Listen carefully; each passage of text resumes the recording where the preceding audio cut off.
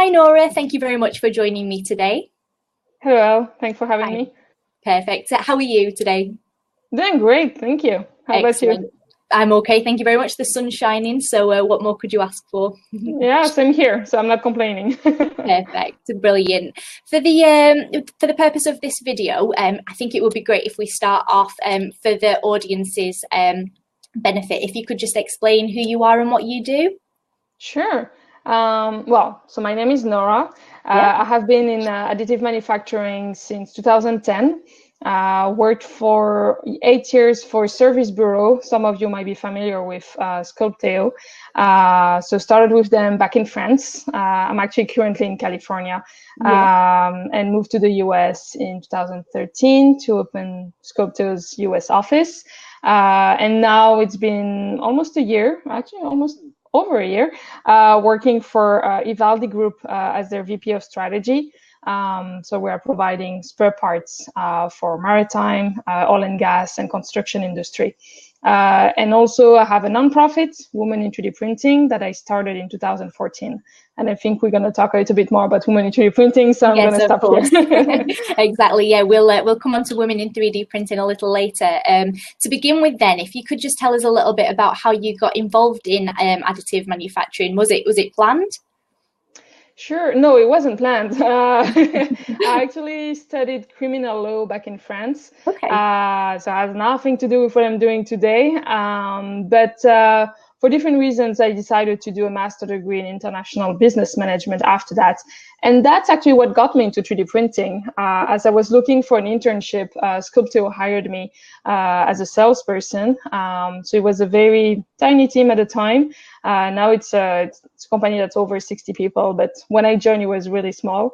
And so I grew with the startup. But that's really what got me into 3D printing, my international business degree.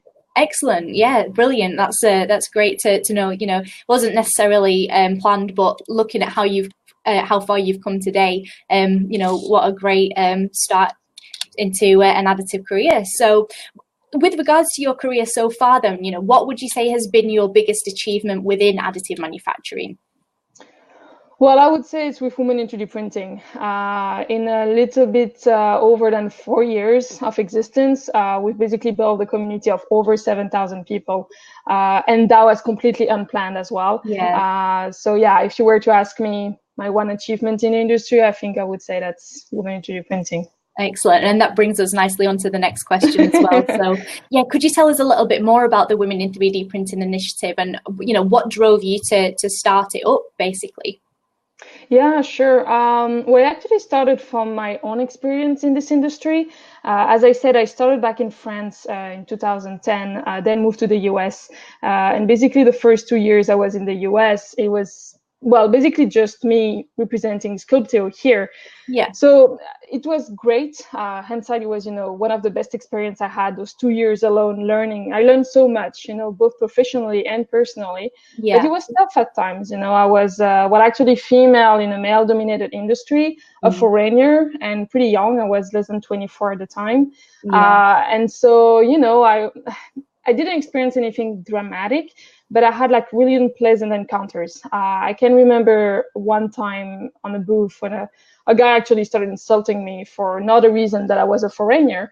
And of course, I was alone on my booth, so no one backed me up until actually the other people around me, on the other booth actually came and helped me so I could go and vent and cry somewhere else quietly. And then I realized there was something wrong in our industry, and I started to think, is it because I'm really a foreigner? Because the other guys around me, they were like, no, I mean, you belong here, no worries. He's just like, which was but anyway, I was starting then to think, is it because I'm a female? Is it because I'm foreigner? Is it because I'm young? And I started to realize it was mostly to do because I was a female, probably. And I realized this from talking to other women. And so that's really what was one of the trigger points of Women in 3D Printing. I wanted to have a platform for us to share what we're doing, where we're coming from, so that everybody could see that, yes, we're belonging to this industry.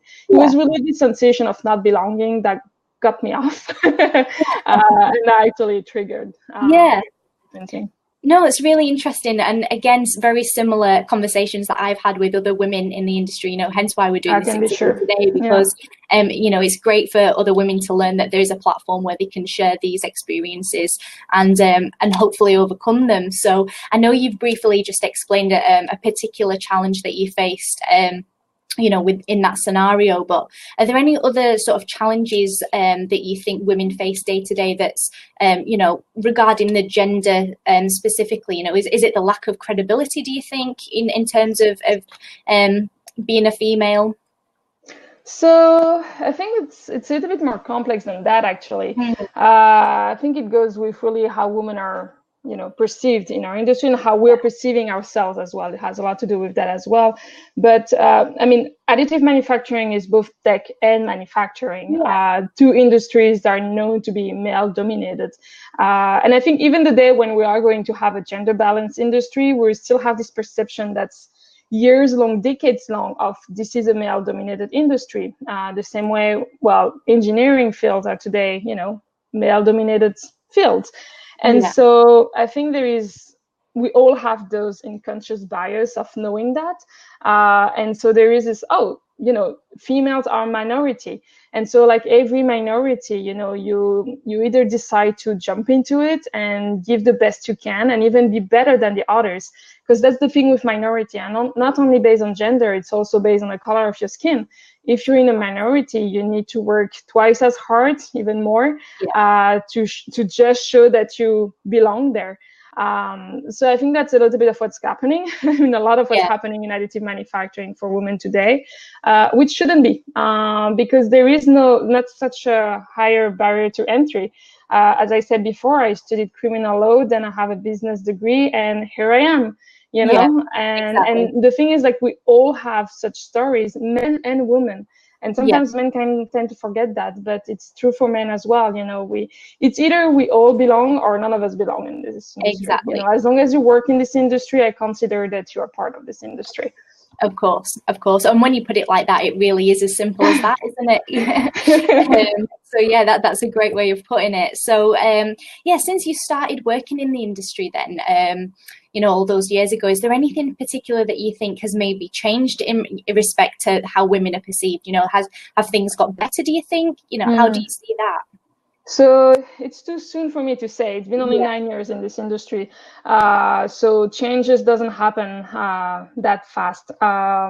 So I can't say personally, I haven't experienced, except but also I'm the founder of Women in 3D Printing. So I guess I'm more at the forefront of those things. When I'm seeing companies who want to change, their hiring culture and hiring more women, for me, it's a positive thing, of course.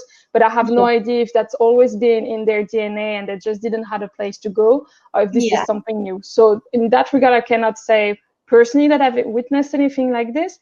But from the veteran women in the industry we're interviewing on the blog, we're asking that question, actually.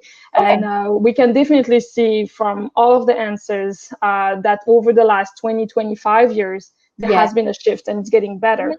However, that's true for all industries. I think we're just getting better at having a more gender balanced industry and society in general. It's hard to say if I've seen really changes. In the last 9 years, no, but No, I understand that completely. I mean, I agree with you. It's something that's kind of in the mind's eye of everyone on a global scale at the moment, isn't it? So whether it's sort of industry specific, I guess it's kind of hard to measure that.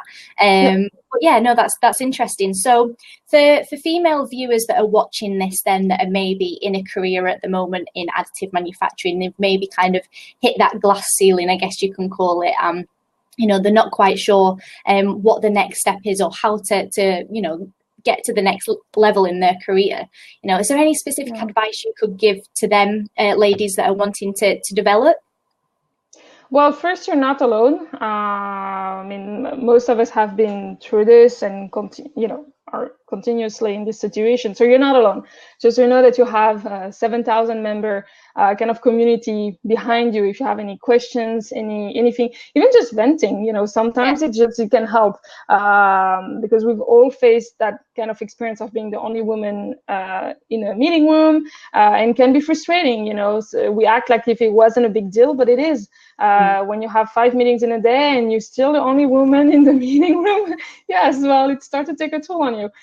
So anyway, even if it's just venting, just so you know that there is a community for you out there. Then don't let it go.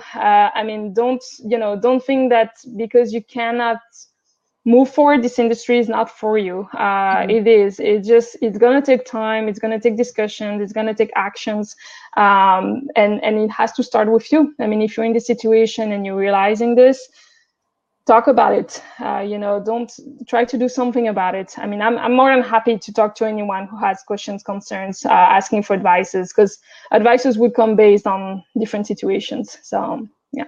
Of course, yeah, and I guess that's why the Women in 3D Printing initiative is there. There's lots of people within that group that people can speak with and try and get answers for any of these questions. Okay, and then on the other end of the spectrum, then we personally work a lot with sort of universities and graduates. So there's a lot of females that I've met in particular that are doing 3D printing degrees. They're at college, they're studying at the moment, and they're really wanting to get their foot in the door within additive manufacturing. Now, obviously, it's quite prevalent at the moment with the skills gap in additive manufacturing. It's great to have a degree, but industry experience, of course, is very important too. So have you got any advice for girls that are wanting to get their foot in the door? Yeah, do internships. That's really what got me into this industry. I love doing an internship, and I learned so much. And again, I had nothing to do with 3D printing before. Like when I signed my contract was the day I saw a 3D printer for the first time, and that I finally understood what my boss was basically telling me during the 3 interviews I had before. I was like, oh, okay, that's what it is, and now I get it. So go for it. Do internship, do mistakes, be hands-on as much as you can. You are going to need this, but it's true that as hands-on and experience is really valued. So, and nowadays you even have 3D printers that are quite cheap that you can even get that for your home. So even if you don't have an internship, you cannot find one for some reason because there is no 3D printing company in your area, or multiple reasons why you cannot find an internship in additive manufacturing, but you can still have a 3D printer at home, go to a makerspace, and it's not silly. This experience matters, and put it on your resume. Talk to the hiring managers about it, because this has more value than you might think. For a lot of people in the industry, it all started as a hobby. So don't forget that. Most of the people who are going to hire you don't have a degree in 3D printing. When they started, they may not even have the experience you are going to put on the table. So yeah, have fun with it. And I think that's one thing that hiring managers kind of are starting to realize. There is a lack of sort of degrees around additive manufacturing, and a lot of people that are in additive now have come from traditional engineering and manufacturing backgrounds, and have had to train and learn it through doing that on a day-to-day basis with training with new companies. But yeah, that's a great idea in terms of getting a 3D printer and using it sort of as a hobby, outside of work, 'cause they're very accessible, aren't they? It's you can get one off Amazon next day delivery. So absolutely, there is excuses of not being a little bit hands-on, I think. Of course. Brilliant. Okay, so last question then. So for those ladies that are watching this that want to get involved in Women in 3D Printing and the happy hours events, how can they go about doing that? Yeah, well, simply on the website, womenin3dprinting.com. For the events themselves, we basically have an upcoming chapter kind of tab of the website. We have over 35 locations now, on every single continent. So, chances are there isn't a chapter happening not too far from you. And if there isn't, just reach out to us if you want to be an ambassador and create, your own local chapters for your community. I'm always happy to talk to more ambassadors. Yeah. Okay, excellent. Well, that's brilliant. I think that concludes the interview today. I think you gave some really great answers there, and I know my network will definitely appreciate that. So again, thank you very much for your time, Nora. Well, thank you for having me. Thank you. You're welcome. Enjoy the rest of your day. You too. Thank you. Bye bye. Bye.